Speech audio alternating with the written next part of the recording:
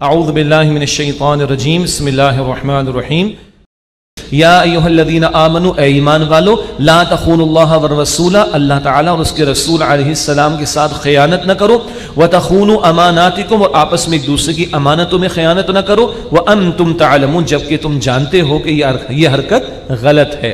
اب سوچئے کہ کیا یہ صحابہ کرام کے لیے ہے؟ وہ تو پورے اللہ اور اس کے رسول علیہ السلام کی اطاعت پر کاربند تھے، یہ معاملہ تو ہمارے ساتھ ہوا۔ اب نظر دوڑا لیجئے 70 برس پہلے کی بات ہے کم و بیش، بلکہ اس سے بھی زائد 71 برس کم و بیش کیا حالت تھی؟ انگریز ہمارے اوپر سرکار کے طور پر، حکمران کے طور پر موجود تھا، غاصب تھا، قابض تھا، اور ہندوؤں کی بہت بڑی تعداد بھی تھی۔ انگریز چلا بھی جاتا تو ہندوؤں کی اکثریت کا ہمیں خوف تھا کہ وہ چگلے جائیں گے ہمیں۔ اللہ نے چھپڑ پھاڑ کر یہ خطہ زمین ہمیں عطا فرمایا۔ انگریز چلا گیا، ہندوؤں کی مخالفت سے اللہ نے محفوظ رکھا، تعداد میں کم تھے، اللہ نے اس قدر نعمت عطا فرمائی۔ آج بھی کوئی ہمارے ملک کے اندر نعمتیں کم ہیں؟ فَبِأَيِّ آلَاءِ رَبِّكُمَا تُكَذِّبَانِ، بے شمار نعمتیں اللہ تعالیٰ نے دے رکھی۔ مقصد کیا تھا؟ اللہ کا شکر ادا کرو۔ پھر کیا ہوا؟ 2 پیسے جیب میں آئے، پردہ گھر سے باہر گیا۔ 4 پیسے جیب میں آ گئے تو گردن میں سریا بھی آ گیا کچھ لوگوں کے۔ سریا سمجھتے نا، اکڑ آ جانا۔ اور دین کا حال کیا ہوا؟ اے خاصان رسول وقت دعا ہے، امت پہ تیری آگ عجب وقت پڑا ہے۔ وہ دین جو بڑی شان سے نکلا تھا وطن سے، پردیس میں آج غریب الغربا ہے۔ مغلوبیت کا دور ہے، دین کے ہمارے سامنے کی بات ہے۔ اور اب جو بمبارڈمنٹ ہے سیکولرزم کے نام پر اور ایتھیزم کی بمبارڈمنٹ ہے، اور جس طرح شریعت کے ساتھ کھلواڑ کیا جا رہا ہے، مذاق اڑایا جا رہا ہے شریعت کے احکامات کا، یہ ہمارے نگاہوں کے سامنے۔ یہ خیانت تو ہم نے کی، پٹتے ہمیں سب سے زیادہ، مصائب ہم پر آ رہے ہیں۔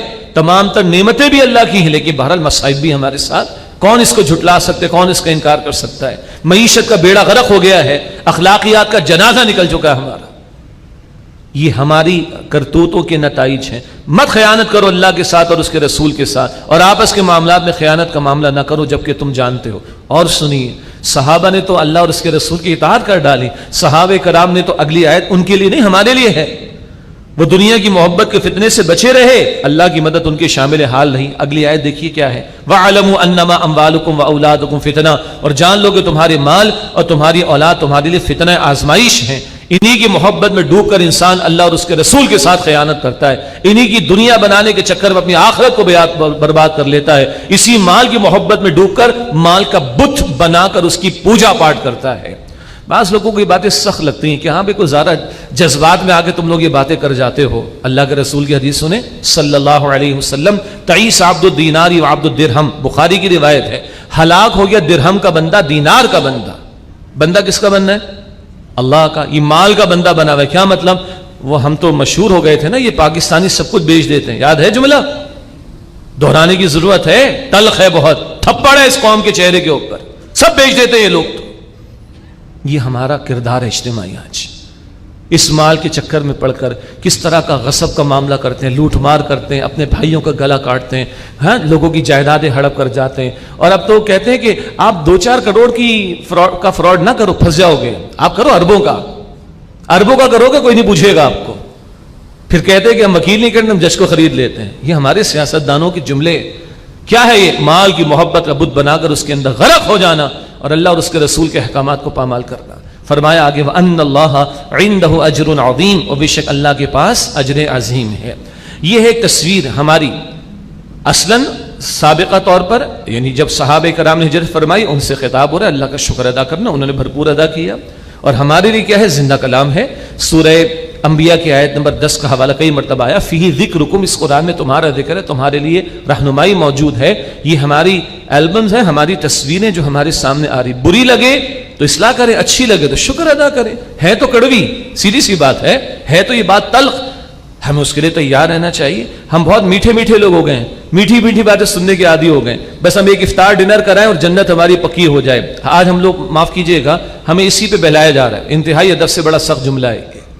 فضائل ہم نے بھی بیان کیے، کل بھی احادیث سنائی، مسائل بھی تو سنیں، مصائب کا رونا بھی تو روئیں، تھوڑا وجہ بھی تو چیک کریں تاکہ ہم اصلاح کریں۔ فضائل ان کے لیے جو فرائض پورے کر رہے ہوں۔ نوافل پر ہم نے اپنے آپ کو مطمئن کر کے سمجھا کہ 2 افراد کو ہم نے دسترخوان پر بٹھا کر جو ہے وہ افطار کرا دی، باقی دن میں 10 لوگوں کی گردن بھی کاٹی، حرام کے پیسے بھی جیب میں رکھے اور لوگوں کے حقوق بھی ہم نے پامال کیے، معذرت بھائی یہ نہیں چلے گا، یہ نہیں چلے گا۔ فضائل کے ہم قائل ہیں، بجا ہے، مگر فرائض و واجبات پر عمل پہلے اور حرام سے بچنا پہلے شرط لازم ہے۔ پھر ایک ایک نفل عمل بہت اجر و ثواب کا باعث بنے گا انشاءاللہ تعالی۔ اللہ ہمیں حوصلہ دیں، یہاں بیٹھے ہوئے لوگوں میں بڑا حوصلہ ہے کہ اتنی بڑی بھاری بھرکم باتیں سن رہے ہیں، اور یہ اللہ کے کلام کی برکت ہے، یہ ان راتوں کی برکت ہے، اس ماہ مبارک کی برکت ہے، تاکہ ہمیں کلیئرٹی رہے کہ بھائی ہماری ذمہ داریاں کیا ہیں، وہ ادا کریں گے، فرائض بھی ادا کریں گے، واجبات بھی ادا کریں گے، حرام سے بھی بچیں گے، نوافل بھی ادا کریں گے انشاءاللہ تعالی۔ اللہ تعالیٰ راضی ہوگا، اللہ رحمتیں بھی عطا فرمائے گا۔ لیکن یاد تو رہے کہ ہم سے غلطی کہاں ہو رہی ہے اور ہمیں کہاں کہاں اصلاح کرنی، امپروومنٹ کی کوشش کرنی ہے۔